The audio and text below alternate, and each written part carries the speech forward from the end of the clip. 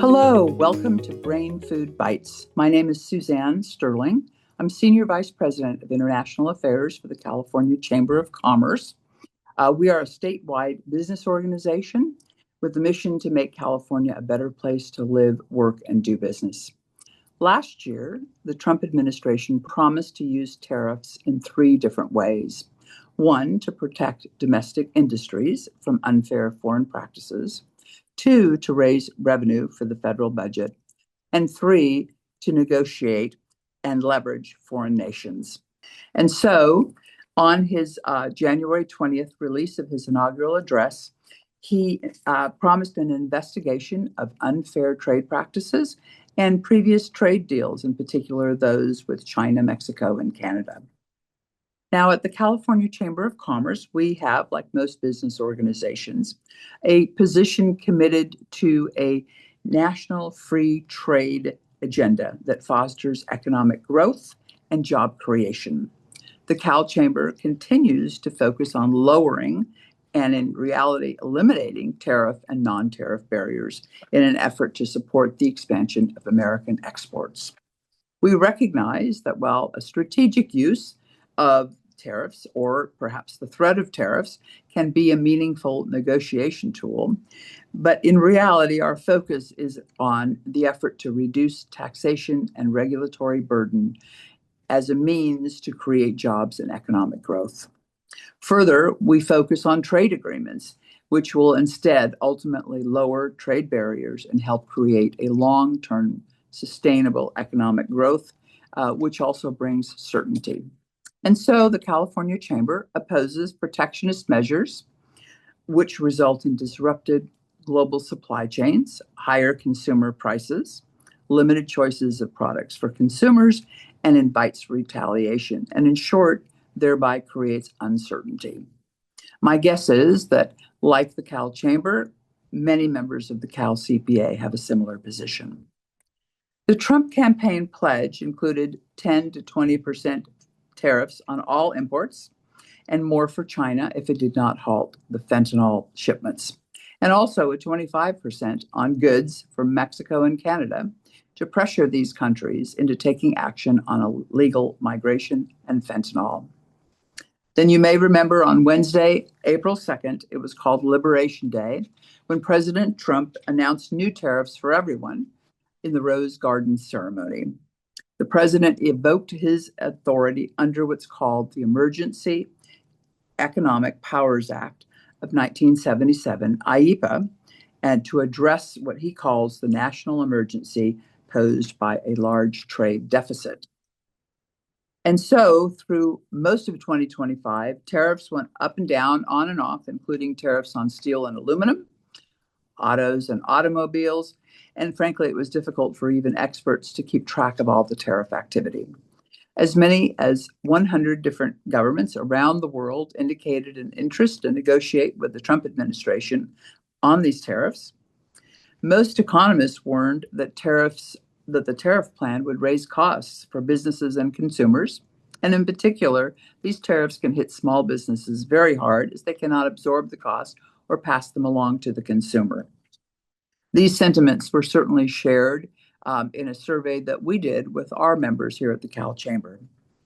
So since then, there have been numerous legal challenges. On May 28th, a three-judge panel of the U.S. Court of International Trade issued a permanent injunction against the president, saying that he had overstepped his authority by using these IEPA tariffs.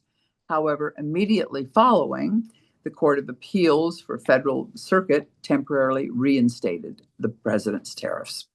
Finally, on November 5th, the Supreme Court held a hearing on a pair of challenges to the president's authority under the IEPA. And on February 20th of this year, the U.S. Supreme Court issued a decision to uphold a lower court's decision that the president's use was, in fact, exceeding his authority, and all the tariffs were stopped.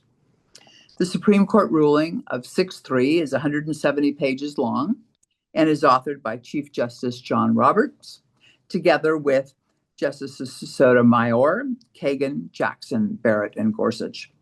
Justice Brett Kavanaugh wrote the dissent and was joined by fellow conservative Justices Alito, and Thomas.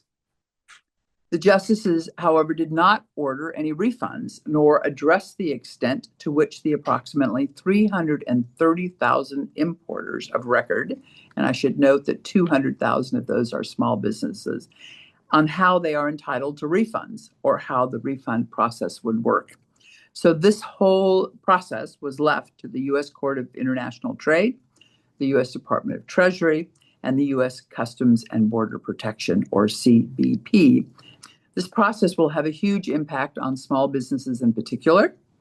It is estimated a refund of approximately $166 billion, and the Customs and Border Protection has now estimated that it will take about 45 days to set up a refund system and have that in place and be established for action. The White House officials have said that tariffs will remain as an option under different and other legal authorities, and the president immediately imposed a temporary 10% tariffs on countries around the world, with some exceptions, for 150 days.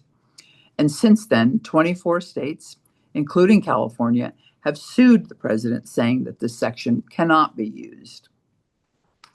Other possible future tariffs include product-specific tariffs, country-specific tariffs, and reciprocal tariffs.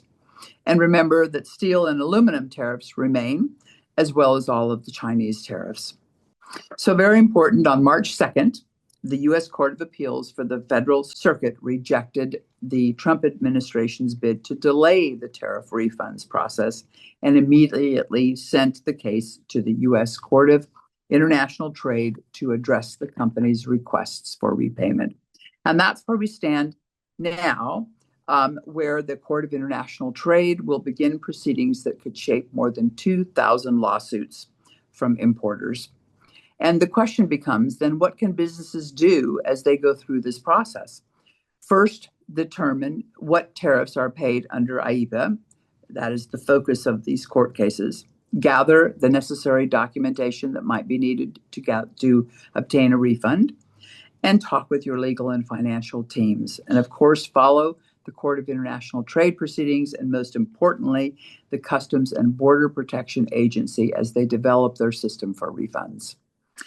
At this point, the CalChamber encourages the administration to adhere to the spirit of the Supreme Court ruling and not look to other avenues to impose tariffs, but work to refund tariffs in a smooth and orderly fashion, thereby creating certainty for businesses and especially the small business community. Thank you so much for listening.